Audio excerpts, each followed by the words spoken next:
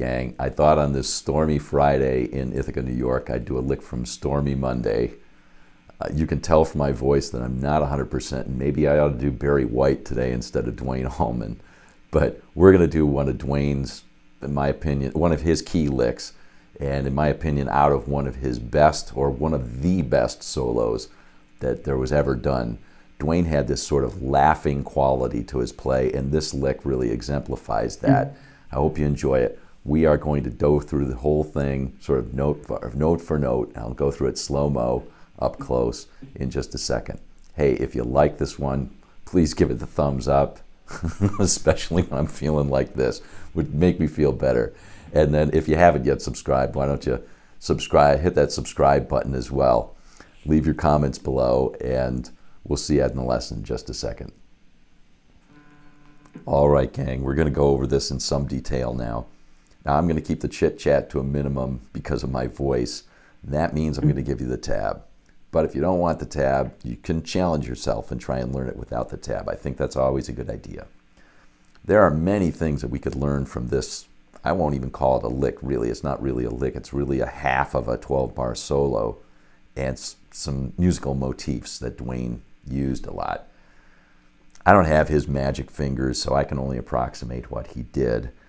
But there's just some really cool things in here, and I'll try and give you some highlights. Now it's over a G blues, and we'll go over those specific chords because they are a little bit different than a standard blues. We'll go over what those chords are, and then we'll do it. But I'm going to play the whole thing slowly first, and then we'll break it down. Okay? So here we go. I'm going to start out here sliding up on the 3rd string to the 9th fret.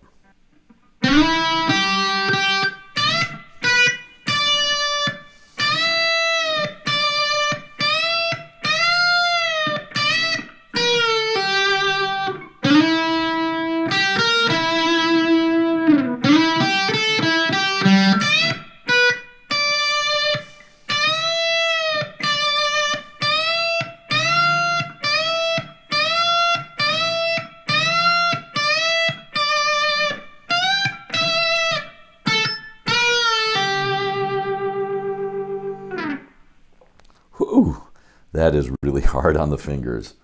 Okay, clearly some monster bends in that one. Let me go over the chords. Now it is a G blues, but it's a little bit different G blues, so let's go over what that is. So the harmony is basically on G blues. We've going from a G to a C dominant, back to a G, to an A flat, back to a G, and it leads to a C dominant. All right, and that's what the lick covers. That whole G part, going to the C, going back to the G, going to the A flat, G, and then leading to the C, which is the 4 chord of the blues. First cool part is that we're playing in a different position than is normal. So usually if you're playing a G blues, you're going to be thinking of, oh, let me play a G minor pentatonic, or let me play a G major pentatonic. We're going to play it in a different position, okay? So this is what's called, in caged, it would be called the C position, because this is the form of the G that you're using. Here's a root right here on the 2nd string, 8th, and on the 5th string, 10th. Those are the roots that we're doing here over this G. The nice part also is that this is also part of a C chord, if you look at this.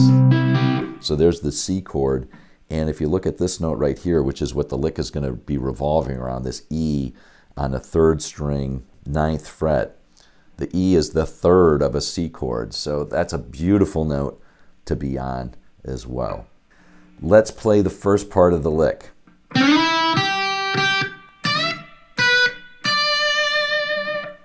So that's really the characteristic lick that I really love here. So that is, sliding up to the 3rd fret, 3rd string, 9th fret, that E. E is the 6th of G. So it's that 6th that gives it that sort of happy blues flavor. So we're going to slide that up and then play the G a couple times. And then play this. Now what did we just do there? We bent also to this E right here, right? We're bending. That's a whole step bend from the D on the 10th. We're bending to that E, which is the 6th, and then coming back down to the B, and then coming back to here. That's the beauty of this one. I think it gives it that laughing quality, bending up to the 6th. That's what I think anyway. That's kind of the lesson that I got out of it. It's just such a neat thing to do. Now we're going to do a couple of bends here. We're going to do a whole step bend on the 10th and then do the 10th.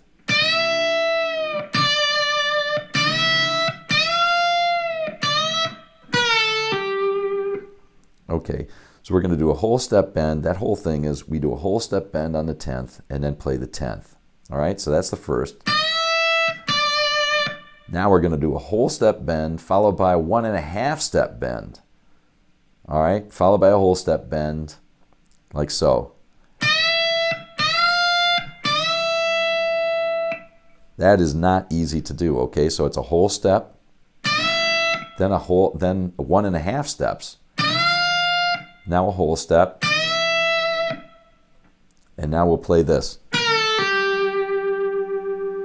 That's when it's going to that quick change to the C.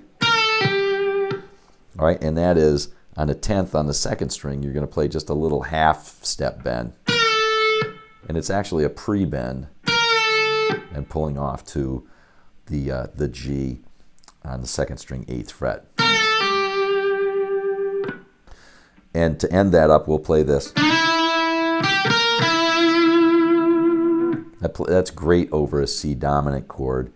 We're sliding up to the 3rd of the C, which is the E on the 9th fret, 3rd string, and then playing 8, 11,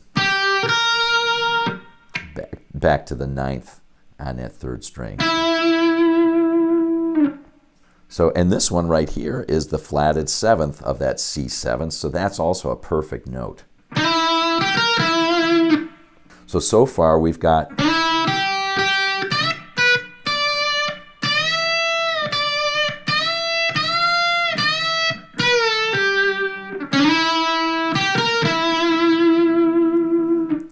so that's the whole first part of that lick. Beautiful enough, but here comes the second part, which really goes nuts. And this is what really, to me, blows my mind. I love this kind of stuff. So here we go. I'll try and play it slowly.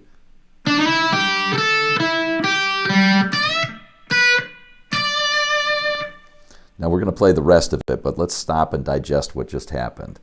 So we're going back to the G chord on this, and then we're going to go this A flat and back to G before we head to the 4 chord, right?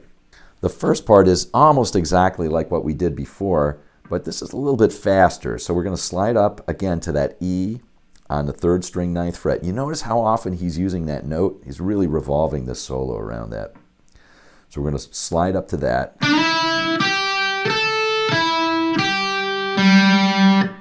So that's the setup right there. So we're playing sliding up to the 9th on the 3rd string, and then we're playing on the 2nd string 8, 10, coming back to the 9th, then the 8th on the 2nd, and then he plays an open note. It's the open 3rd string. And now again, that laughing quality, we're going to bend up on the 10th. It's the same as before. So we're bending on the 10th, whole step, and then playing the 7th and back to the 10th. All right, now here's the killer one. So we're going to start out with a fairly easy one. We're going to bend up on the 10th and then play the 10th, just like we did before. And now comes the killer. We're going to bend up to the 10th, or we're going to bend up a whole step, then a whole and a half step, 3 times.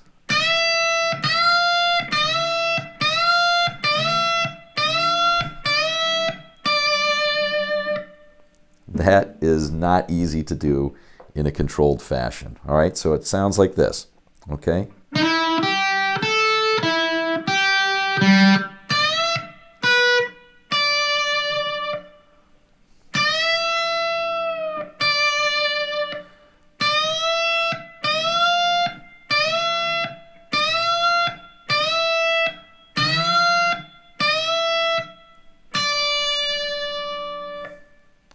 Okay, that's it. And you'll notice basically it's all hitting that same note. We're just bending it different amounts. Here's the end.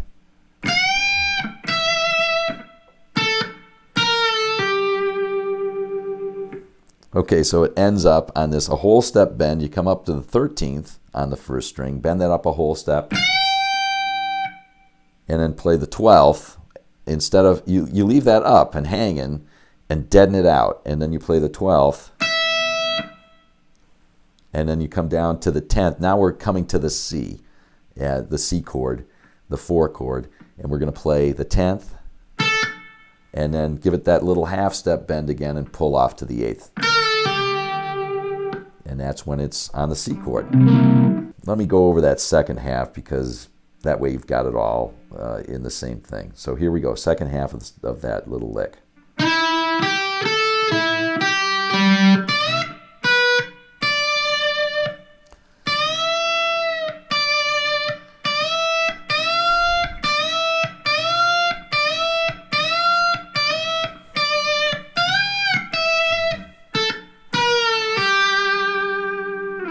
Isn't that just awesome? All right, gang, there we go. Perfect one for Stormy Friday. A nice little Duane Allman lick. One of the best. I just love this lick. I love this type of play of Duane's. I just think it's the best. All right, we'll see you on down the road.